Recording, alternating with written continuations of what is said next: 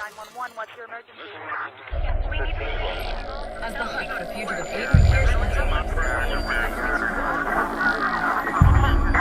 You're a liar. I know the truth. I know how you think. I see the digital shadow you cast. You lie to everyone else. You can't hide from me.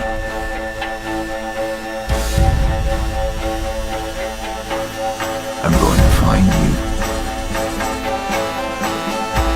and expose you to the world.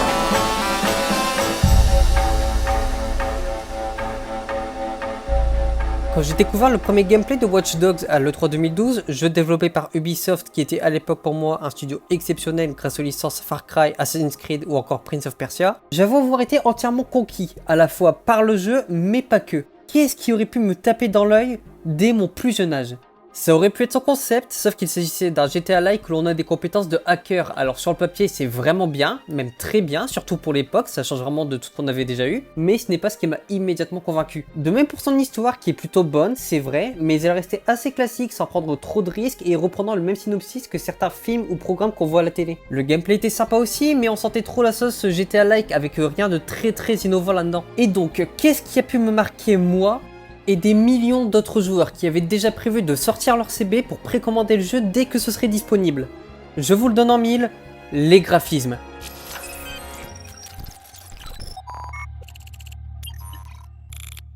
Quand on a eu les premiers visuels du jeu, Ubisoft savait d'avance que la présentation allait faire un carton, et ils avaient raison, car après cela, tous les joueurs du monde ont commencé à regarder en boucle le trailer avec émerveillement. Et ce fut la même chose pour les autres présentations, le jeu continuait de régaler les joueurs, chaque trailer était aussi beau que le précédent, et les joueurs du monde attendaient ce jeu comme le nouveau messie du open world, la licence qui pourrait peut-être enfin battre les jeux GTA.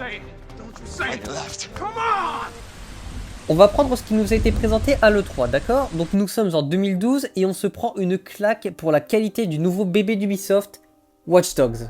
Et dès l'instant où la caméra passe en mode gameplay, on voit trois choses qui nous tapent à l'œil. Premièrement, le vent est bien réel et on nous le montre avec les déchets et la poussière qui se font emporter, mais aussi avec le manteau de notre personnage qui n'est pas fixe et qui bouge en fonction des intempéries ou des mouvements. Deuxièmement, le flair, avec les rayons du soleil qui traversent les arbres et qui ont l'air de se refléter sur le sol et les objets en temps réel. Troisièmement, la boîte de nuit, qui est un prétexte pour là aussi nous montrer trois autres choses, à la fois les effets de lumière et de néon, le monde, et pour finir, ce mec. Oui, ce mec avec la tête en QR code là. Et ce mec, il est là pour une seule chose, vous ramenez sur le site d'Ubisoft en le scannant avec votre téléphone pour y trouver leur catalogue avec tous leurs autres jeux, mais aussi pour précommander leurs prochains jeux. Il y avait aussi les PNJ qui avaient vraiment l'air vivants, ils s'aidaient entre eux, ils se souvenaient de nous, donc ça fait que chacune de nos actions avait des conséquences par la suite. Après, on avait aussi un nombre colossal de PNJ qui étaient présents sur la map, et ça pour de la 3.6 ou de la PS3, c'était révolutionnaire.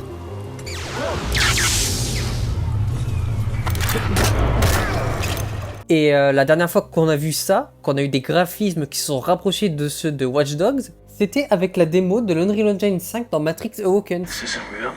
What is real? How do you define real?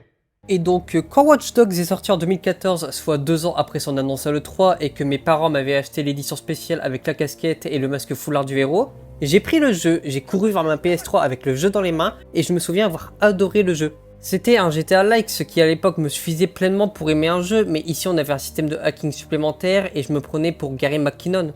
Gary McKinnon, c'est le plus grand hacker de tous les temps parce qu'entre 2001 et 2002, il a piraté une centaine d'ordinateurs appartenant à l'armée américaine, le Pentagone et la NASA. Il a fait ce qui est encore aujourd'hui le plus grand piratage informatique militaire de tous les temps, et je pense que Ubisoft se sont quand même un petit peu inspirés de lui pour créer leur jeu. Sauf qu'à cette époque, oui, j'étais encore cargos, j'avais pas fait le rapprochement entre l'E3 et le jeu final, parce que quand on est jeune et qu'on joue aux jeux vidéo, on passe à côté de plein de choses et on ne fait pas attention à ce qu'il y a autour. Et donc, Watch Dogs, dont je vous parle depuis le début de cette vidéo, mais vous en faites pas, on va bientôt passer à autre chose. Déjà, le jeu a fait beaucoup de bruit à cause de nombreux reports, et quand il est enfin sorti, ce n'était plus Watch Dogs. Enfin, techniquement, si, mais pas celui qu'on nous a promis. Là, c'était plutôt Watch Dogs 0.5. Il y avait une chose qui avait matrixé les gens à l'époque, c'était les graphismes premièrement, mais aussi le réalisme avec les PNJ. Mais quand les gens ont lancé le jeu la première fois et qu'ils se sont enfin retrouvés libres dans Chicago, il n'y a pas à dire, c'était moins beau.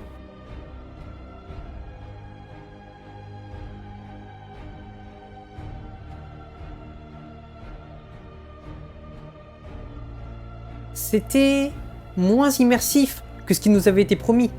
Alors oui, le système de hacking est bien présent, oui, la conduite est vraiment as fuck, oui, les combats sont cool, oui, il y avait un mode multi, mais les graphismes du jeu, ça c'était le truc à ne pas foirer. Car les gens avaient mis beaucoup d'espoir là-dessus. Leurs attentes étaient focalisées premièrement sur les graphismes. Et même des années plus tard, des graphismes comme ça, je trouve ça encore très très beau.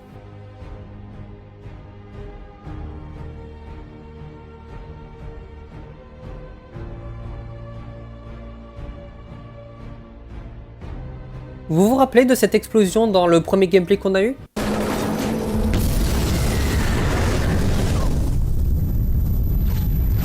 C'était beau. Même encore aujourd'hui, on voit ça dans aucun jeu sauf dans les Just Cause.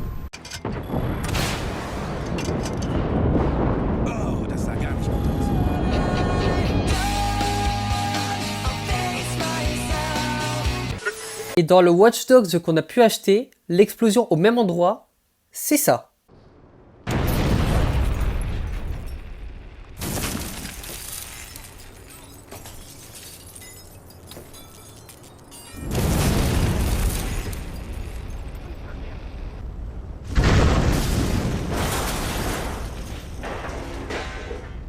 Et dites-vous que ce sont des mods qui ont dû être ajoutés au jeu par la communauté pour qu'ils finissent par ressembler à la présentation qu'il a eue. Mais néanmoins, malgré ses défauts et tout ce que je vous raconte depuis le début, je prends quand même toujours autant de plaisir à jouer à Watch Dogs. En fait, Ubi, ils avaient réalisé un projet super ambitieux, peut-être même leur jeu le plus ambitieux à l'époque, parce qu'ils étaient partis pour faire leur version de GTA avec un premier opus à la storyline très classique mais assez dark, où l'on avait un superbe univers dans lequel on pouvait retrouver des milliers d'anecdotes partout sur la map. Double rainbow, oh my god. It's a double rainbow all the way. Ou en accord le portable des gens par exemple. Par la suite on a eu Watch Dogs 2 qui était assez différent du premier opus, il était moins dark mais il était vraiment ultra solide comme jeu, il était bien complet mais vraiment bien de fou. T'avais cet aspect avec les followers à obtenir, t'avais ton équipe de DedSec qui était avec toi pendant toute l'histoire et ils avaient tellement poussé le niveau du hacking à un niveau vraiment astronomique et bien plus élevé qu'au premier opus que tu pouvais faire entièrement une mission sans mettre les pieds sur le lieu de la mission. Et justement, c'était en hackant les caméras, en envoyant des drones, en donnant de fausses informations sur un gars pour que la police ou un gang vienne l'éliminer. Du coup, ça faisait une giga diversion. Bref, en fait, le jeu, c'était une masterclass, mais il a été bien moins vendu que le premier opus parce que il a mis 4 ans à faire 10 millions de ventes. Ce qui est vraiment très très décevant pour Ubisoft. Mais par contre, Watch Dogs 3, que je préfère appeler Watch Dogs merde, honnêtement, lui, il n'y avait aucun cadeau, c'était vraiment de la giga daube et je préfère même pas en parler. Alors, c'est mauvais pour la réputation? Non, vraiment, lui, il aurait jamais dû exister. Chien de garde se vendra quand même bien, avec 10 millions d'exemplaires, mais... le downgrade. Bah oui, c'est le titre de la vidéo, il faut bien qu'on en parle à un moment ou à un autre. Pour ceux qui ne le savent pas, le downgrade dans le jeu vidéo, c'est le fait que la version finale d'un jeu soit moins bonne que ce qui nous a été présenté, de par sa qualité générale, ses fonctionnalités ou ses graphismes. Voilà, donc downgrade ça veut dire moins bien, et à l'inverse upgrade par contre ça veut dire que c'est meilleur. Voilà, globalement vous avez saisi le truc, vous avez aimé ce petit cours d'anglais ? Ma spécialité.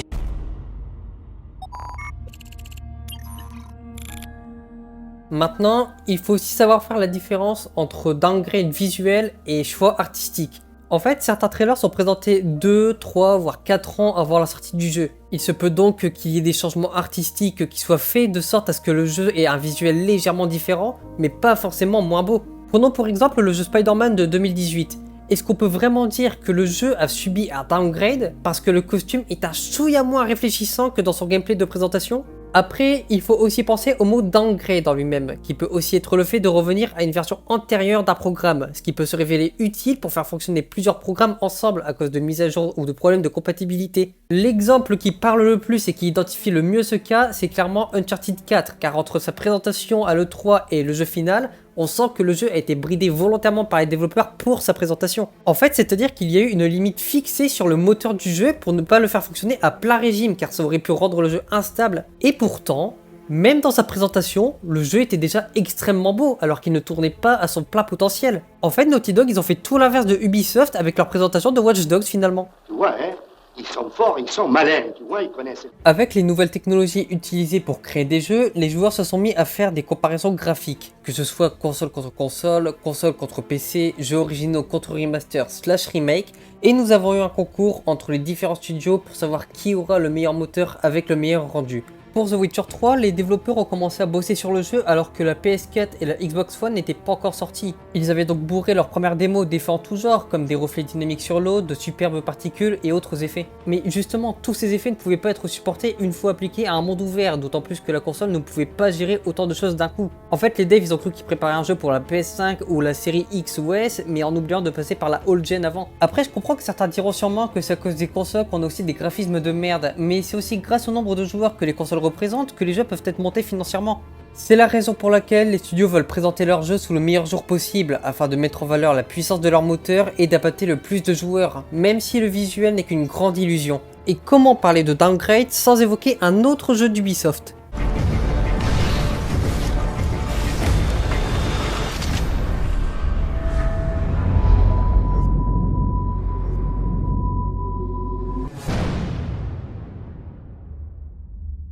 À sa sortie, Rainbow Six a fait couler beaucoup d'encre, et ce bien plus que l'avait fait Watch Dogs avant lui.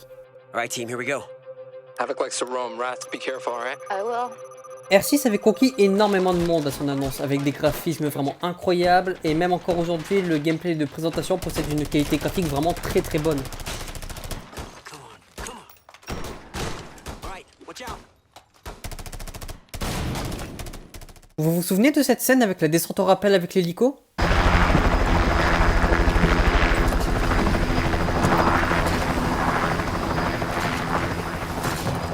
Bah je sais pas vous, mais moi je l'ai jamais vu dans le jeu. Cette qualité que vous voyez, les graphismes de ce jeu, bah tenez, regardez, là on a le gameplay de présentation. What? You alright? Yeah, all good. Alright, set up. And on 3. Et là c'est le jeu. Now Pyro and I will take the large window, and you guys take the rest. You got it? Yep, go. Gotcha. Set up. And on 3. 1, 2, 3! Good job, guys. All right, set up. On 1, 2, 3.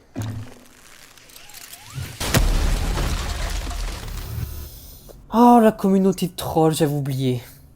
Et il y a encore plein de petits trucs comme ça, comme par exemple le fait que l'otage avait de réelles animations, donc pour le coup on pouvait vraiment croire qu'il était vivant et on voulait le sauver parce qu'il nous parlait, il se déplaçait entre guillemets, il avait de réelles animations, l'otage se débattait, etc. Alors que finalement, bah... j'ai même pas envie de sauver l'otage en fait.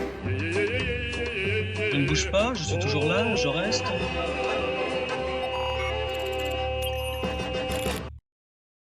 Honnêtement, je vais vous dire, pour les studios, c'est pas compliqué de faire des trailers fake. Déjà, si vous voyez que le trailer ou le gameplay commence avec un petit message et que dedans il y a écrit gameplay ou engine footage, eh bien vous pouvez être certain que tout ce que vous allez voir seront des images précalculées à l'avance mais qui utilisent néanmoins les assets du jeu. Pour mieux vous l'expliquer, absolument tout ce que vous allez voir est un scénario imaginé de bout en bout par les développeurs pour que leur jeu donne envie le plus possible. Bon, et encore, il y a quand même certains jeux qui font exactement la même chose sans mettre le petit message au début. Je les comprends, mais bon. Mais ils mentent, quoi. Et puis le downgrade, je veux dire qu'on en a vu beaucoup ces dernières années, voire même énormément, car même s'ils ont été corrigés par la suite pour la plupart, ils ont quand même été touchés. Et je pense notamment à Assassin's Creed Unity, The Witcher 3, Destiny, The Division, Cyberpunk 2077, le online de GTA 5, Mass Effect Andromeda, Metal Gear Solid 5, les jeux Star Wars Battlefront 1 et 2, Mafia 3, Anthem, Call of Duty Ghosts, Battlefield 2042, Aliens Colonial Marines et Fireteam Elite, Dragon Age Inquisition, Halo 5, Forza Motorsport 5, Killzone 2, Drive Club, The Order 1886, Fallout 4 et 76. Oh, attends, il y en a beaucoup, faut que je boive un peu. Petite détente, hein.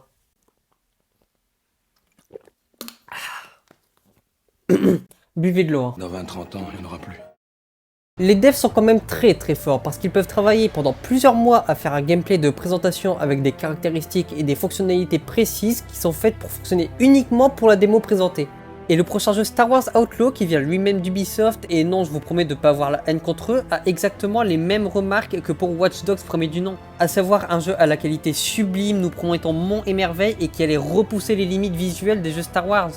Sauf que plus on en voit et plus on remarque une baisse de la qualité graphique du jeu, le rendant quand même moins beau que ce qu'on y voyait au départ, avec maintenant des textures plus baveuses et moins nettes, comme des environnements naturels ou certains bâtiments, et même des effets visuels qui paraissent être simplifiés. Néanmoins, on peut encore leur laisser le bénéfice du doute, puisqu'on ne sait pas sur quelle plateforme ont été enregistrées les dernières présentations. Alors peut-être que c'était sur Old Gen, ou alors sur Next Gen ou PC, mais si c'est le cas, ça fait quand même un peu peur. Mais bon, à force on commence à connaître Ubisoft, non? On prend ce qui a fait du succès, on le transforme un peu et on recommence. Et de toute façon, vous ne verrez jamais de bugs dans des trailers. C'est des trailers, c'est fait exprès pour que ça ne bug pas. Et puis, il faut aussi savoir qu'un jeu AAA, c'est un chantier colossal, avec des deadlines à respecter, des heures sup à ne plus les compter, et des intérêts financiers qui entrent en jeu. C'est pour ça que les devs sont parfois obligés de réaliser de faux trailers, qui sont faits volontairement pour attirer les joueurs, et ainsi convaincre les investisseurs et actionnaires.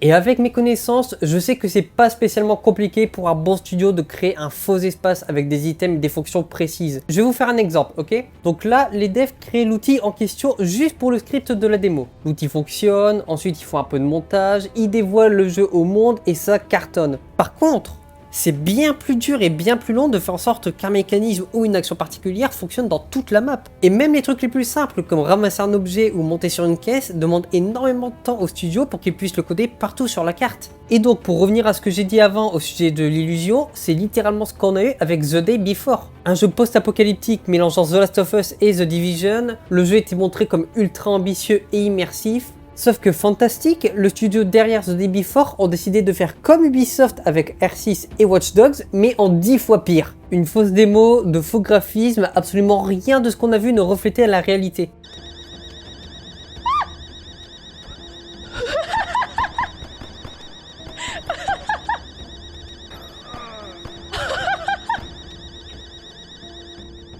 Do you reckon I could shoot him in the head?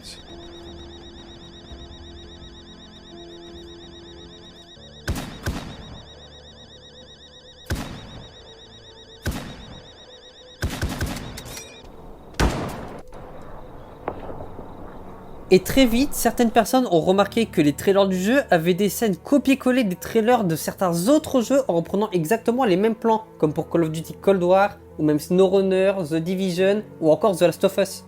Bon, et encore, pour The Last of Us, c'était plus que flagrant, car en plus de ça, les deux jeux ont exactement la même police d'écriture. Et donc, comment s'est fini le massacre de The Day Before? Bah c'est simple, les développeurs du jeu ont dû rembourser tous les joueurs qui ont fait une demande de remboursement. Mais ce jeu qui avait l'air si parfait à son annonce et qui a fait énormément de bruit, en fait c'est simple, il n'a jamais existé.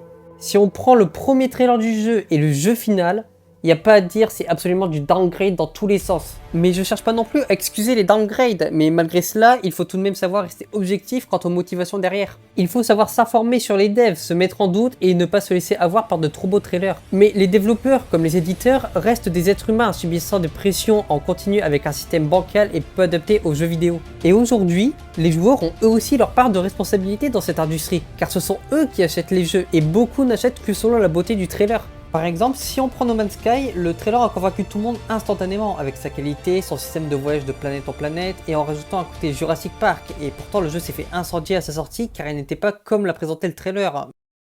Oh my god, are you kidding me? Did the game just crash? $60! Et à l'heure actuelle, il est mieux. Il faut le constater, le jeu est bien, le jeu est vraiment cool pour le coup. Et c'est en changeant les choses bien avant qu'il ne soit trop tard que tout comme Hello Games, les devs de No Man's Sky, qu'on finira par passer du downgrade à l'upgrade.